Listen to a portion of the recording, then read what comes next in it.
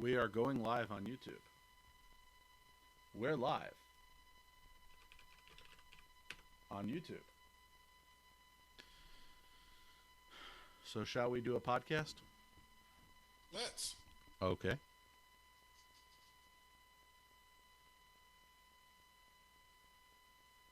Ooh, one concurrent viewer. Exciting. This is the Android Buffet Podcast, episode number 548, recorded Thursday, July 22nd, 2021, in 5, 4, 3, 2, and 1.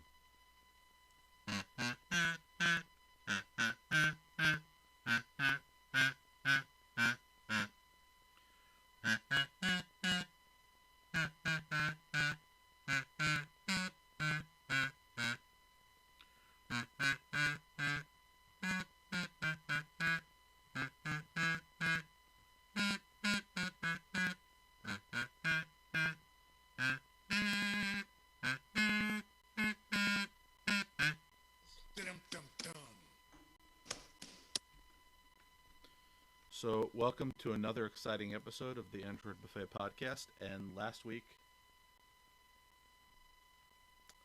I was unable to do the stream because I couldn't get the audio patch. So, I have now fixed that in 2 different locations. So we hope it's fixed. Well, there's nobody watching that I know of to actually test.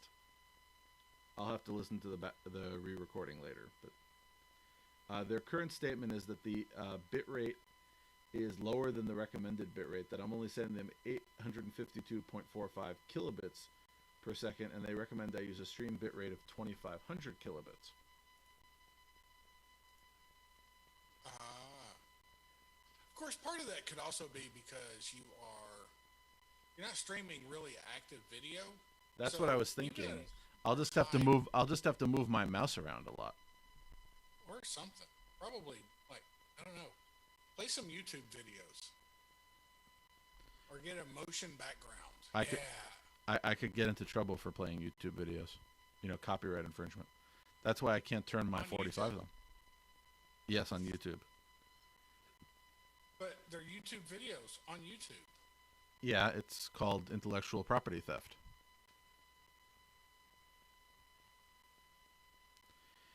Anyway, so in my apartment where I was last week, I realized that I had a problem feeding in the audio from you and me at the same time. So what I ended up ordering that came the next day was a XLR splitter. So I'm splitting my the XLR audio coming out of my microphone, feeding one input into you so that you can hear me, and feeding the other input into the stream, which again is what I do here with a dual XLR USB microphone. So my problem occasionally does go that way. But again, that's that. I'm also back with my 3D printer. It succeeded in printing 3 more little plastic objects before it stopped working again, and I have to figure out why. Well, it started printing string again. It was working so reliably. I got 25 of the same identical object, and I need 45 of them. Okay, so I hate to do this. Yeah? I need to reboot my system. So you want me to entertain the live streamers? Yes. And we're going to lose the recording in this beginning. Okay, does that mean we should restart the recording after this? Yes. Okay, well, I was going to do a backup recording this week since you were doing the recording, but you've been so reliable Recording lately. stopped. I guess I'll have to start from the beginning. Those of you on the live stream get 2 different versions of this. Isn't that exciting?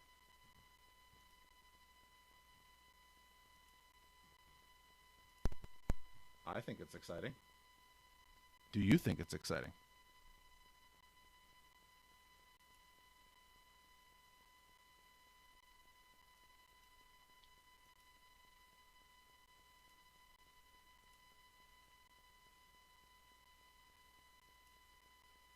Do you think it? next time I'll handle the recording.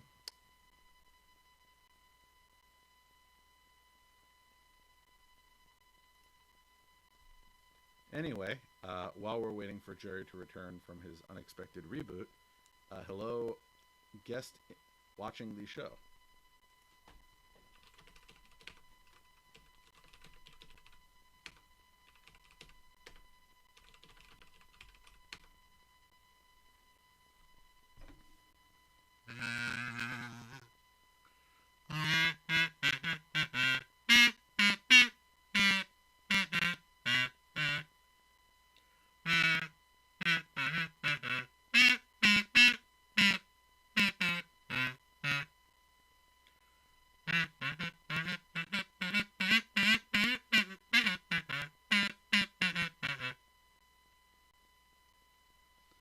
Low and hollow, no matter what I do lately.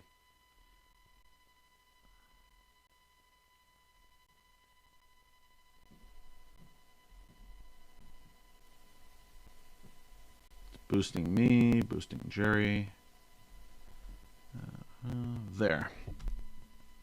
Maybe I should sing a song.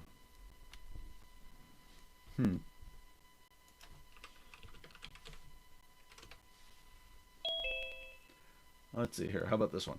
How beautifully blue the sky. The glass is rising very high. Continue fine. I hope it may, and yet it rain. But yesterday, tomorrow it may pour again. I hear the country wants some rain. Yet people say, I know not why, that we shall have a warm July. Tomorrow it may pour again. I hear the country wants some rain. Yet people say, I know not why, that we shall have a warm July.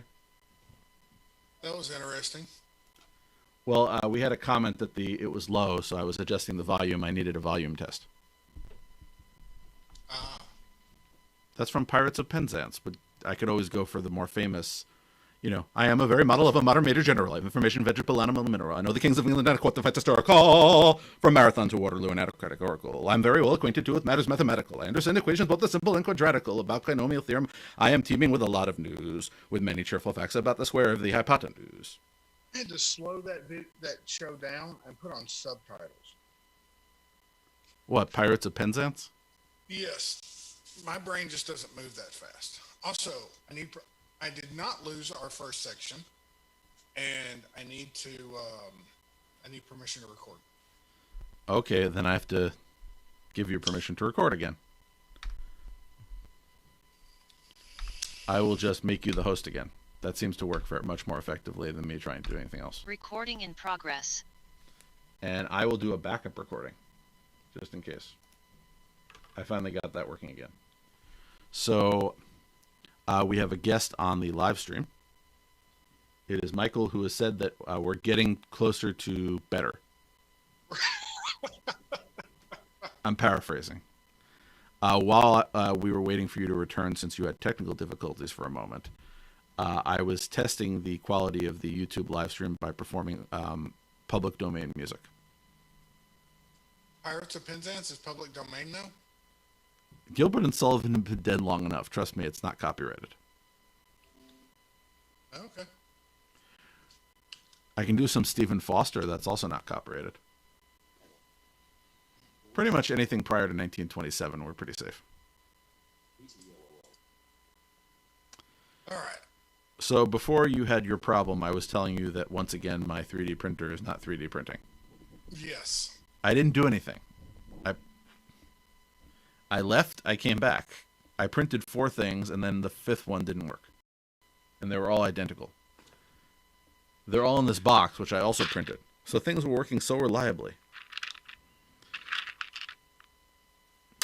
Oop, dropped one of the 20 things I built. Where'd it go? I was hoping to have all 45 printed before the weekend. Oh well, you win some, you lose some. So what did it start doing? Essentially, there was an adherence problem that started. So it stopped adhering. Oh. Okay, well that's an easy fix. I probably have to recalibrate it. No, adherence probably means your bed's just not sticky. Spray it with hairspray and move on. I still have not tried the hairspray thing. Hairspray's awesome, dude. I mean, there's other stuff that you can put on, but... Yeah, well, also I left the hairspray in Queens. But anyway, so I'll keep working on that. And the other thing I was also saying was that now I have solved the problem in a different place. So I think I've gotten everything. The only one problem I have is trying to feed audio into the streamer. And the problem being that there are only a few ways to do that. So another problem I'll keep working on. But there were some interesting stories this week about Wear OS. Wear OS? Is Wear OS still a thing? Come on. Well, my Wear OS watch, because I have not been wearing it much in the last year, has not been holding a charge. So I think I'm going to have to replace my Wear OS watch. Did I mention this last week? No, you did not. Well, I decided I was going to order a temporary watch until such a time as they get to a new version of Wear OS, because I heard that some of the watches that you can buy now might not get the new version that they've been promising, that they say will be wonderful and game-changing. So I ordered a Pine Time for $27.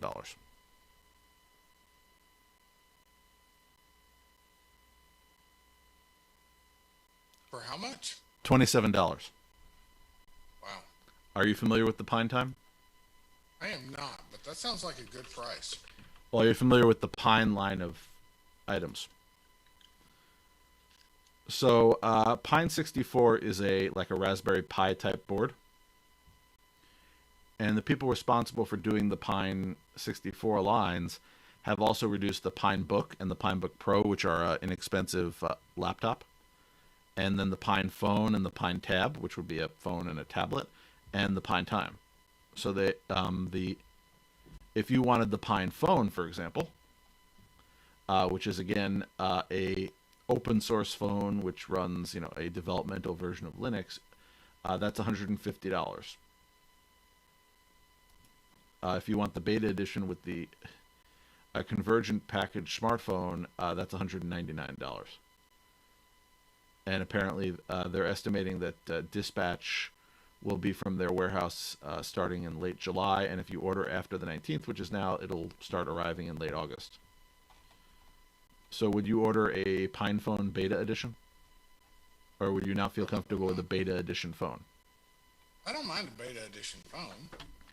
Well, it's very interesting. The beta edition phones are aimed at early adopters.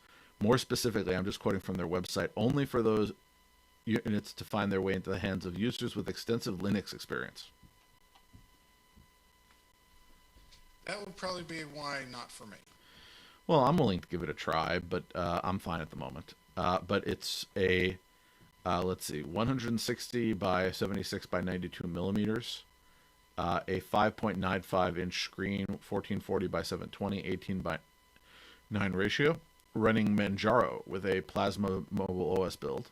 It has an all-winner quad-core processor, 32 gigabits of onboard flash memory, 3 gigabytes of, did I say gigabits before? Excuse me, gigabytes of flash memory, 3 gigabytes of RAM, no expansion, except for they have a micro SD slot if you need it, main and a front-facing camera, and they do global LTE bands. Type-C adapter, and it comes with not only the phone, a charging cable, and a docking bar, which includes 2 USB-A host ports, a digital video port, and a Ethernet port. So convergence is you could sort of use this as a sort of mini computer. Sure, it is a mini computer. No, I'm saying they're giving you a hub as part of. I would do it just for the fun of it, just for playing with it. But I don't know if this could be. What was the cost of it? $199 for a tiny computer. For a phone that also does something else. But they also, of course, have the Pine Tab, which is another device. And of course, what I got was they have 2 versions of the Pine Time watch. One is, of course, the dev kit, and the dev kit is essentially the one where you could really, let's say, flash it using pins. So if you mess up the non-dev kit version, you're sort of in trouble. So if you're trying to develop on the Pine Time watch that's put together, which is currently going for $27, it's more difficult because there's no access to the debug interface to recover from mistakes. So That's not nice. well, I don't want to develop software for it. I just sort of want to play with it. It reminds me of the old Pebble, and I like the Pebble. And I thought, again, $27, why not? Sure. It runs, I forget what the name of the OS is. It's Initime or something like that. But because it's coming from overseas, you know that sometimes those things come on a slow boat. But it's interesting. It's not as good as some of the other things you'd get. So I'm talking about in terms of specs. It is a capacitive touchscreen that's 1.3 inches wide, 240 by 240. With a processor, 512 kilobytes of flash memory, 64 kilobytes of RAM, and 4 megabytes of additional NOR memory. Bluetooth 5 accelerometer, heart rate sensor, vibrator, and their estimate is apparently it can get several days of battery life. That's impressive. Well, again, it's that's sort of the promise of the Pebble, if you remember when that was a thing, that because it had less in it, you could do a lot more with it. Now the smartwatches are trying to run like full apps, and I really don't want a full app. I've always said all I really want is notifications. So if this can give me just notifications, and let's say whatever I want to have the phone send it, that would actually be very good for me. I agree. And I tried some of the cheap devices that do that, but this, we'll see. Although I've got to admit that as long as it'll last for a good 24 hours, I have learned to put it on the charger when you go to bed. Right. So by my bed, I've got a 3-in-1 wireless charger. I take my phone out of my pocket. I set it on the charger.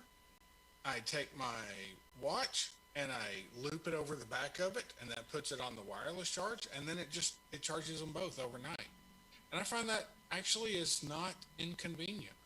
And it wasn't for me. As I said, I just haven't been wearing a watch lately because that was an office thing for me, that I would have it when I was in the office, and I have not gone to the office since April of 2020. So eventually they're going to want to have me back, but for now, no.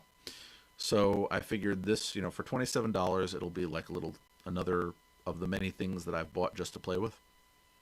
Yep. And we'll see what happens from there. So with Wear OS, again, Qualcomm is going to be pushing Wear OS. Google Play is doing a lot of things specifically in enhancing your ability to use the Play Store if you're a Wear OS user. So they're finally admitting that they should spend some time on Wear OS. Well, it's about time. There's only so much more they can do to Android, so it's time to. Well, not only that, you were always commenting how much you like Tizen, and Samsung is in on this. Hopefully they can take the best of both worlds. I hope so. We also talked not long ago about app bundles, and apparently the Amazon App Store will support them, but their version will be optional. So they will not require app bundles. They will offer it as an option, and again, they're going to do some different things apparently, although details are still not fully available with the signing keys and other issues that people complained about with the Google implementation.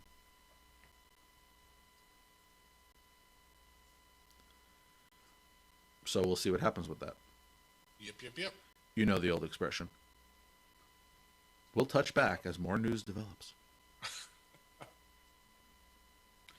Verizon will adopt Google Messages as their default SMS and RCS app starting next year. I don't know why all of the providers think that they need to create their own custom Android apps for every function on the phone. Don't either. No, I understand why you want like a My Verizon app or a My T-Mobile app that's specific, for your account management. But there are plenty of SMS and RCS apps there. Why do you feel like you have to have your own? It's a waste of resources on your part, at the very least. Google Maps is going to show you more insights about your life, or your life as it applies to maps. And they're doing expanded transit crowdedness in additional cities. Now, I've always wanted this. I want to know how crowded a train is before I try to cram myself onto it.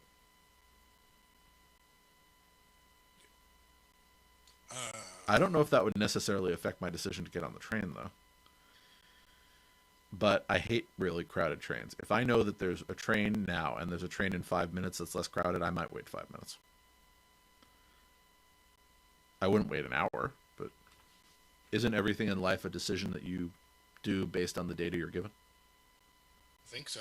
Yeah, so I like getting data. Data's good. Yeah. Don't like lore. I only like data. Anyway, jokes aside, Google is replacing the backup settings with their Backup by Google One app.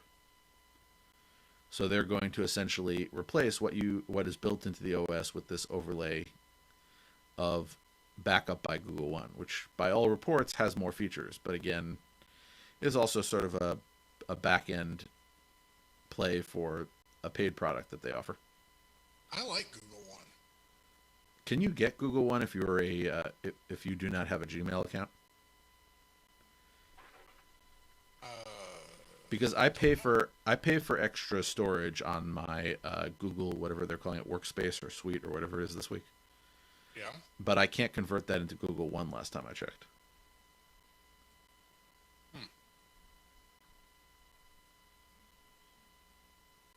I suppose I'll find out. But either way, I like more features. More features are good. Yes. Recorder, which is that great Google recording app that allows you to not only record with your phone, but to do automatic transcripts. Yes, yes. Actually, now has transcription support for 4 more English dialects. So if you're talking to, let's say, Australian people, English is in like, British, Irish people, Scottish people, it will be able to understand their accent. Wow, for some of those, that would be really impressive. I'm used to it. I talk to a lot of Europeans. You pick it up. But again, I know there are some people who, I remember talking to new employees at my company who, were not European, who would, sort of comment that some of the people they had to talk to after they got hired, they had no idea what they were talking about because they had such thick accents. And as I said, you get used to it. I'm sure that there are people in Europe who think that we have heavy accents. Not me. As I said, it's a matter of perspective, isn't it? I got no accent. I don't know what you're talking about. Wouldn't they say that you had an American accent?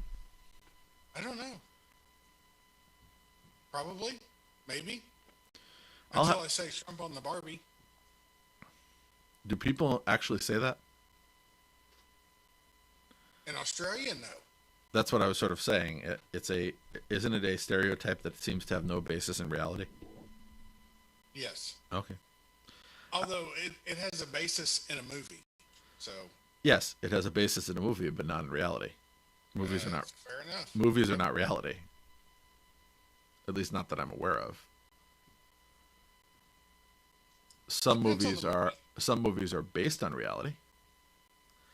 Anyway, that said, I would love the opportunity to go somewhere where I got a transcription of something I was recording. I haven't had the last time I did that, I recorded it, and then when the Pixel 3 died, I forgot to manually export it, and that was before a recorder had automatic backup. So I lost the one recording that I had made with transcription. I still want a recording app that always records. Always. That would be a storage issue, though.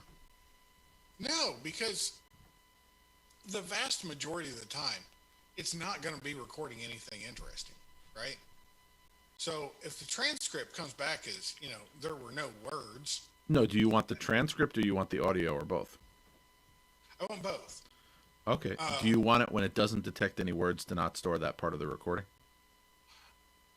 It would be a recording that could be deleted a week later. Oh, that's interesting. Well, you're a developer. You could start writing it. Yep. I worry what it would do to battery life. Well, I've been having trouble with my battery life lately, even though I haven't been doing very much. My phone is not holding the charge that it once was, even in the house. But Because I mean, you can compress audio down quite a bit. yeah, but hopefully, again, if that's a product you want, if you're not going to write it, hopefully somebody will come along and say, that's a need that I have, I'm going to write it, and you'll be able to take advantage. One or the other. What will you be doing with these recordings? More often than not, it would be a way for my wife and I to go back and say, okay, who said what? You definitely need that. Yeah. Anyway, let's see what else. Pocket Casts, the podcast app that has had a interesting history over the last few years, has now been acquired by yet another company. It is now owned, or will be shortly owned, by Automatic. They are the people who run WordPress.com, and they are the primary sponsor of WordPress.org, which is the open source WordPress project. By the way, I believe I'm legally required to say that, because if I say that they are the creators of WordPress, which is inaccurate, there will be like a flame war. People are sensitive. Well, it's incorrect, but it's a common mistake that annoys people. Because WordPress is created by volunteers, many of which are, again, financially supported by Automatic. Because as the premier host in terms of hosted WordPress, they are one of the, if not, they're probably the biggest sponsor of WordPress development. But they're not the only sponsor. You could probably name at least 10 other major companies you've heard of that actually sponsor WordPress work. WordPress powers 40% of the known web, including the Android Buffet website. So That's crazy. Yeah, I just gave them a free plug. But either way, they are acquiring Pocket Casts, and they have a reputation for acquiring some niche products. Niche is in not necessarily the niche that you would expect Automatic to be in. For example, Automatic bought Tumblr, mostly because they thought Tumblr was a good thing and wanted it to exist. The same way that SmugMug bought Flickr. Not so much as it wasn't not a business move, but it was more of a, we like this thing and we think it would be a shame if it died, sort of thing. And then they bought it and it died anyway? No, Flickr's still alive. They just started charging. They just started charging money if you have more than a certain number of pictures. Because, again, they can't run a service for free. The same way that while there were things that I disliked about the fact that Google no longer gave you unlimited storage, I understand that you can't keep giving people things for free. There is money involved. And they give us plenty of things for free, to be honest. And we can get into the it's really not free conversation, but as you know, that's a bit complicated. But hopefully, as they have a history of when they bring on another company that they buy again because they want to support whatever they're up to, of pretty much leaving the developers alone and not enforcing changes or trying to get rid of them. So the developers of Pocket Cast will probably continue doing Pocket Cast. The most you might see is additional integration with WordPress. And you know why I wouldn't complain about that? Because the Android Buffet website runs WordPress. So if they give me a subscribe with Pocket Cast button to put on my website, why not? That's neat. Yeah. Anyway, Shuttle Music Player. Apparently, after 3 years of development, they are releasing S2, which is their complete rewrite, using more modern code of Shuttle, which has been around for almost as long as this podcast. Wow, that's a long time. Well, you realize that we started in July of 2010 and it is now July of 2021. So we are, again, in the midst of our 11th year. Well, actually, no, technically we just started our 12th year. Crazy talk, I say. Yeah. Again, I just heard some news that might induce me to come and see you and do a live episode in the future. Really? The people at JetBlue have switched, and they are operating a LaGuardia Jacksonville flight instead of a JFK Jacksonville flight. And I always found LaGuardia more convenient. Oh. Although I have never been to Jacksonville, so maybe that when I start deciding that I'm going to take a vacation in the future, which I'm horrible at vacation to begin with, maybe one of my vacation destinations might be Jacksonville. But you've done it several times, or you've come through several times. Well, here's the question I have to ask you. If you come through on a train that doesn't stop, or you fly over Jacksonville on a plane that also does not stop, have I been through Jacksonville? I'm going to go with yeah. Okay. But I'm going to say I've not visited Jacksonville. I've been in the neighborhood. I think that's fair. So if I came, I might do one of those, go to Jacksonville, visit a Jerry, record something for the first time since our single live in-person event, and then maybe go somewhere else. Cool. I'm not sure if there are many days of vacationing in Jacksonville activities. I'm up for that. Well, again, I will figure out when I decide to do that. I do have more vacation time this year, but I do not know yet what I'm going to do with it. Every time I think about taking vacation, somebody finds me something to do at work. So I'm bad enough at figuring it out, and people, again, keep filling my time. Although I was planning on later this month visiting the new New York Legoland. Legoland's cool. Well, I've never been to the one in Florida. I kept saying I was going to go. But now there's one not that far from here. In Goshen, New York. So I figure, why not? Go over there for a day, see it. Play with some Legos. Come back. Anyway, moving along, the Amazon Echo now has a new gender identity. So not only can you set a male voice, but apparently now you can have it answer to the wake word instead of the usual one, Ziggy. There's only one problem with this. What's that? Well, I'm a fan of the classic show Quantum Leap, and on Quantum Leap, the computer known as Ziggy was female. Although during the earliest episodes, they did refer to Ziggy as male. It sounds like a male name. But you could have Alexa respond as male, so, Well, the operative theory on Quantum Leap was that the main character, who had memory problems during the entire show, just forgot the gender of the computer he created, and his sidekick just didn't correct him. Anyway, it's that whole retconning thing. And one final thing, Jeff Bezos apparently appreciates that we all paid to get him to space. Well, somebody paid. Yeah. I just, have to acknowledge that he appreciated all of us. So, I don't know if he actually counts as going to space, though. Well, that's debatable, but again, I just thought it was an interesting speech that his statement was that he wanted to thank all of the people who bought stuff from Amazon, which would be me. And I'm convinced that they're going to be banning me in the near future. Why? Because I've been fighting with them a lot. Ah. I ordered a 2-pack of light sensors. They sent me one light sensor, so I told them that I would like 50% of my money back because I didn't feel that it was worth sending back the one light sensor. So they insisted that I send back the one light sensor in order to get a refund, and get a refund of both light sensors. Were they going to make you pay for it? Which one? The return? Returning it. Well, no, but every time they schedule a return, I have issues with UPS. So UPS has never successfully actually picked up anything here. Huh. I don't know why. Maybe try a different option. Oh, I asked them. Yes.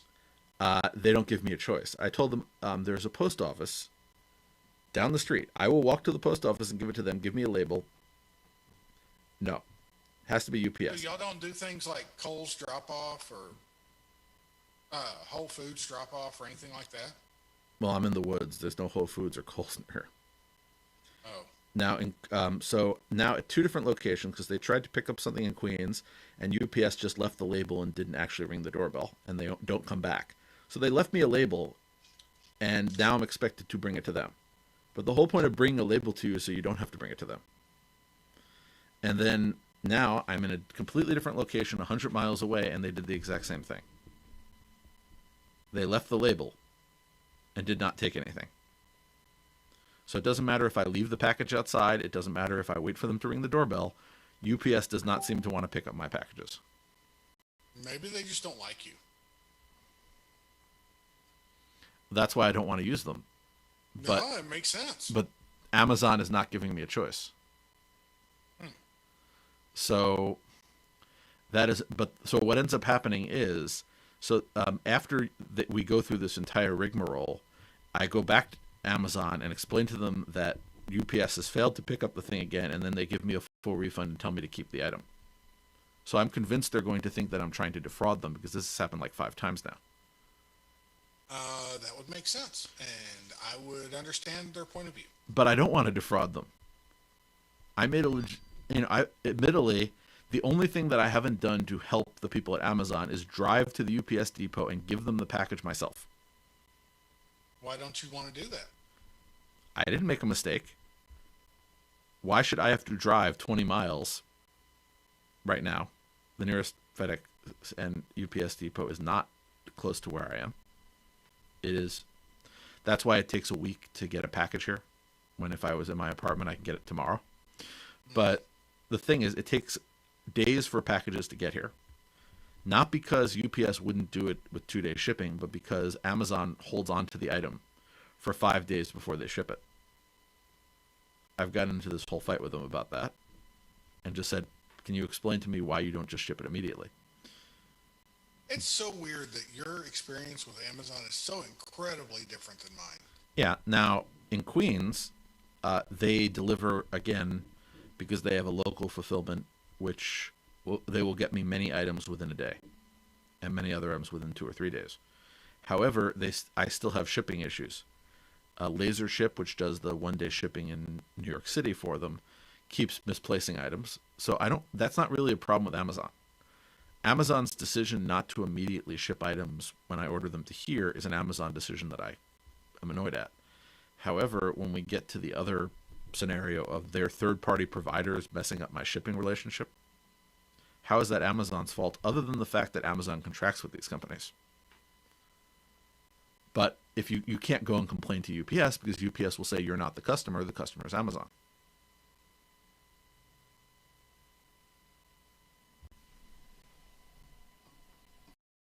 Thus my problem.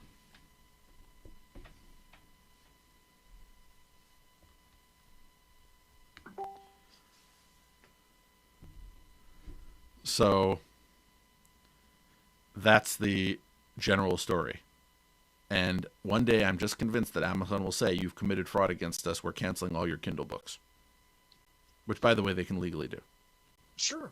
Absolutely. But I keep going to them and explaining, no, I actually told them when this didn't work out, I said, cancel my refund request. I am just going to eat the money. I don't want to keep doing this. I got 1 item. I should have gotten 2 of them. But lately, this is like the 5th time you've offered me a refund and told me to keep the item that you had a problem with. So I don't want to do that again. Again, we'll call it even. They wouldn't let me call it even. That's weird. Well, first they wouldn't let me when I said, can you give me back 50%? And because you gave me 1 out of 2 items and that would be acceptable. They said they don't have that I should accept that they do not have the autonomy to do that. But yet a day later, they have the autonomy to give me everything back. Yeah, anyway. But again, they've made enough money to send Jeff Bezos to space, so I guess they've made enough money to give me a $10 light sensor. Well, actually, to give me one light sensor that's only worth $5 for $10. Okay. I promised them I'd spend the money at Amazon, so I said, don't give me the money back to my credit card. Put it on a gift card. I'll make sure it gets used by you at least. But again, I don't know what to do with it. And I'm going to buy more from Amazon, but it's still back to, I feel bad. And I'm simultaneously worried that they're going to think that I'm trying to cheat them. Even though I have actually, short of me going and doing several things that I've said I do not want to do, I have offered. They can come to my house and get it anytime. They seem to have trouble with their third parties doing that. I will be happy to take it to the post office. Anyway, so we have not come to an arrangement on that. And other than that, the only other thing is, not long ago, I added a story to the show notes about Audacity, which has a new owner, which is the one of the programs that I've used to edit the audio files in this podcast from the beginning.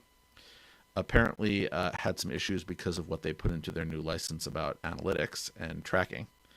They're apparently also fighting with the open source community on another software project the same company also is in charge of.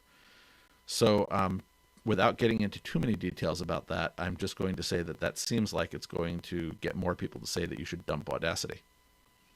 So I have not decided to do that yet. However, what's the other option? If you're going to dump it, where are you going to go to? No, there are other editing programs, so I may choose to look at other editing programs, not because necessarily I have a problem with Audacity, but again, anytime there's this sort of outcry, it starts making me wonder what else is out there, not because I'm unhappy. Right, because Audacity's kind of cool. Yeah, I like Audacity. It works. I know how to use it. But again, I just wonder. If you do find an alternative that you're pleased with, I would certainly. Yeah, as I said, I'm not dumping Audacity, but again, I'm just curious to look. Also, Audacity has a few limitations that I've always dealt with. One of them being that on Linux, it doesn't necessarily link as well into the newer Linux sound systems. It has sort of compatibility level, but it's not necessarily natively compatible with. First there was Pulse Audio, and now I forgot what the new one's called. It's going to bother me. ALSA, ALSA or something. No, ALSA is the older one. So ALSA was supplemented by Pulse Audio, which a lot of people had issues with over the years. And there's now a new one that just came in. It's going to bother me. So the idea of Pulse Audio was it was a server that sat on top of ALSA that allowed you to do more dynamic switching, but there were latency and multi-track issues. Sure. Pipewire. I think it's Pipewire is the new one. I have not heard of that. Well, again, it's back to Pipewire is a project that aims to improve the handling of both audio and video. So the idea was Pulse Audio was just audio, and this would be a low latency processing engine on top of audio and video devices to support the use cases handled by both Pulse Audio and Jack. Jack being the one, the audio system that was used by people who wanted low latency processing. So this is still, in its early stages, which is why it took me a while to remember the name. But I haven't really had much time to play with it. So if it can do, the idea is, the advantage of Pulse Audio was the really easy switching and control of multiple streams. Right. Apparently Pipewire takes that even further and includes video in the same essentially the same server layer. So I haven't had a chance to play with it that much, and it might be very useful. I'm already using it for basic things, but I haven't played with any of the advanced functions yet. And another project on the list, right? As if you don't have enough. Well, let me ask you, don't you accumulate projects over time? Yes. Do you know what I did on Sunday? No. I spent a good percentage of the day retuning my ESP8266 sensors for my home automation. I essentially recalibrated the temperature sensor that was hooked up in my living room that I was using to turn the air conditioner on and off, that it was negative 148 degrees Celsius in my living room. That's cold. That's impossible. But is it though? Practically speaking, I'm not saying that there might not be some sort of weird event that might cause a negative 148 degrees Celsius event to occur in my living room, but the number of events that could cause that to happen seems somewhat slim. Sure. For example, it's unlikely. Yeah. For example, it's very impossible. Seems a bit of a stretch. Well, I'm saying nearly impossible. But essentially, I have a better chance of being struck by lightning. 4 times on the same day and winning 3 different lotteries. Probably, yes. So it was just, again, I restarted the sensor, I cleaned some things, and it worked. My outdoor sensor, which is also, I'm worried about it because it's in an enclosure, but I think there's stuff getting in, so I think I need to put like some film over it to prevent dirt from flowing into the intake valve for the dust sensor. Mm-hmm. It had a bad USB power adapter. So apparently, I don't know where you get a weatherized USB port. So I'm assuming that the weather outside caused it to die. But if I have to replace like a $3 USB charging block every 8 or 9 months, that's not so bad. Seems reasonable. Yeah, and if I ever find a weatherized one, I'll buy it. I haven't seen one that works that way. Have you considered just sealing it in like hot glue or something?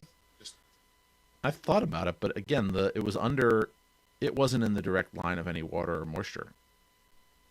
I think it was the hot and the cold that may have just gotten to it. Yep. Okay, But I'll buy that. well, remember, during the winter it gets cold in New York. During the summer it gets hot. I came back to my apartment and I mentioned to you that I'd put in a door recently Yes. for And sound. a wall. Well, the wall was because I wanted the door. Essentially, I wanted to seal off where I work from where my kitchen was because one, the air conditioning works better that way when it's a smaller space. Although now my kitchen is hotter, but that's a different problem. And also there were sound issues, and there were privacy issues in regards to my work itself. But I like the wall. But the new door, because of the heat, because I hadn't left my air conditioning on in my apartment and was away for 2 weeks, and it had been in the 90s, the door actually warped slightly and was having trouble opening and closing. So That's crazy. heat does do stuff. But again, I did a bunch of these little repairs, and now my sensors are online. But I brought all of my sensor building equipment up here because I want to build some more sensors. I want to build some light sensors, which is how I ended up in the Amazon saga that I was talking about. Because I want light sensors that, this was the idea. I played with those SwitchBot curtains that could open and close and was able to hook them into Home Assistant. Yes. I want to be able to not only, I know when the curtain is open because the curtain itself knows when it's open. I want to essentially, when it's a bright sunny day outside, since I have an exterior light sensor, I want to be able to open the curtains and brighten up the room and turn off the lights. And then when it starts to get dark, because the outside light is fading, to turn on the light inside the room and close the curtains. That sounds like it would be a very easy thing to figure out. But I need Potentially useful even. Yeah, but I need light sensors in the rooms that have automated curtains so that it knows when it's bright in there. So I figured I would build them here, and since I have the 3D printer here for the summer, I figured maybe I can build an enclosure. Except I can't even build a little plastic train. Well, you need 45 of them. You will eventually stick with it, and you'll eventually get it. Yeah, but I really wanted to have these trains ready by the weekend. My niece was going to stop by, and the whole reason I'm printing them is that she complained that we didn't have trains in her color. I also still don't have 3 stations in purple, but that's a whole other story. Anyway, so that brings us to the end of this week, and maybe I will be able to talk more about my light project if I get to it over the weekend. But I have light sensors here. I have air quality sensors because people in California really sent over some smog. They sent it a long way. Yeah, I wonder if it came via UPS. You didn't hear about that? That there was actually a haze and smoke in the air from the West Coast on the East Coast? Nope. Yeah, but my air quality sensors went through the roof. And I'm of the theory that whenever my sinuses are killing me, it's because of that sort of thing. Which is why I've been installing air quality sensors so that maybe I could prove it. Good luck. Well, we'll see. But at one point, one of my sensors recorded up 60, and I believe your supposed to avoid particulate levels above 12 for extended periods of time. So Well, you're supposed to avoid everything. yeah, but with that, if it's something that I'm sensitive to, I'd like to know about it, because then I could, take appropriate action. If you're sensitive to dirt in the air, then there is a good reason to wear a mask. Yes. So I'd like to know if that would help me. That's a different type of mask, but that is the one that I would be looking for, something that would filter out some of that junk. They, PM 2.5 masks are pretty easy to get. And they have those reusable filters. So maybe again, on days where there's a lot of junk in the air, maybe I'll have to wear that, or otherwise do what's been happening on and off for the last week and a half, which is my sinuses have been killing me. Which again is not pleasant, because that really messes up my sleep. And so all these little projects to try to improve my quality of life. I'm sure you will. Yeah, but speaking of my quality of life, I think we should end the podcast, because there's one thing that I can do after the podcast that I never do during it. Eat? I was going to go with turn my air conditioner back on. Oh. It always Okay. it always gets hot during the podcast. And now I can tell you how hot, because I fixed the temperature sensors. All right. So let's call it a day. Until next time, I hope you had Until fun. next time. I hope you had fun today, and we will do this again next week. Bye, folks. Goodbye. Recording stopped. Now, for those of you on the live stream, I hope that you found that the quality will continue to increase, and we'll continue to work on it. I promise you, I put money into the problem. That might not have solved it, but I did put money into the problem. Goodbye, YouTube people.